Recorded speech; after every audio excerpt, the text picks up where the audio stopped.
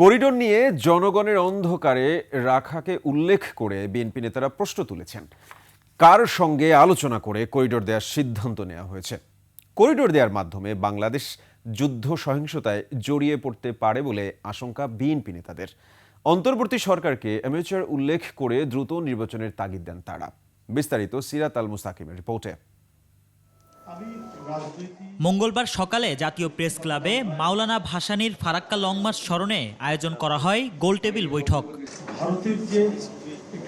বৈঠকে উপস্থিত হয়ে বিএনপির সিনিয়র যুগ্ম মহাসচিব রুহুল কবির রিজভী বলেন, তিস্তার পানি সমস্যা ভারতীয় আধিপত্যের অংশ। এ সময় ভারত বাংলাদেশকে পূর্ব কাশ্মীর বানাতে চায় বলেও মন্তব্য করেন তিনি। ভারত যেভাবে হাসিনাকে রক্ষা করছে, এই উপমহাদেশের পশ্চিম দিকে একটা কাশ্মীর আছে, পূর্ব দিকে আরেকটি কাশ্মীর সৃষ্টির চেষ্টা করছেন ভারত। স্বাস্থ্য সম্পূর্ণরূপে ঝুঁকির মধ্যে এখানে পড়েছে এই ফারাক্কা বাঁধের যে এফেক্ট, সেই কারণে। একই অনুষ্ঠানে যোগ দিয়ে বিএনপির স্থায়ী কমিটির সদস্য মেজর হাফিজ উদ্দিন আহমেদ বলেন, মিয়ানমারের সম্পদের উপরে সুপার পাওয়ারদের নজর পড়েছে, যার প্রভাবে বাংলাদেশও ক্ষতিগ্রস্ত হতে পারে। বর্তমান সরকার তারা যে করিডোরের কথা, মানবিক করিডোরের কথা বলেছেন, বাংলাদেশ 18 কোটি লোকের দেশ।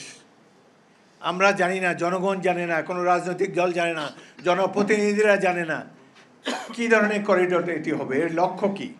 আমরা কি নতুন কোনো যুদ্ধে জড়িয়ে পড়তে যাচ্ছি? এখন যে কোনো ব্র্যান্ডের পুরাতন এসি বদলে নতুন ওয়ালটন এসিতে উপভোগ করুন 25% ছাড়। আর প্রেস ক্লাবে ডাক্তার জাফরুল্লাহ চৌধুরীর মৃত্যুবার্ষিকীর আলোচনায় বিএনপির স্থায়ী কমিটির আরেক সদস্য আমির খসরু মাহমুদ চৌধুরী বলেন, গণতান্ত্রিক প্রক্রিয়ার বাইরে কোনো সংস্কার করা যাবে না। অন্তর্বর্তী সরকার কার সাথে আলোচনা করে করিডোরের বিষয়ে সিদ্ধান্ত নিয়েছে সে প্রশ্নও তোলেন তিনি। মানবিক করিডোরের অর্থটা কি? এটা কার সাথে আলাপ হয়েছে? একটি অনির্বাচিত সরকার, তারা নিজেরা সিদ্ধান্ত নিচ্ছে, তারা কথা বলে যাচ্ছে। বাংলাদেশের কোনো রাজনীতি ব্যক্তিত্ব জানে না, সিভিল সোসাইটির কেউ জানে না।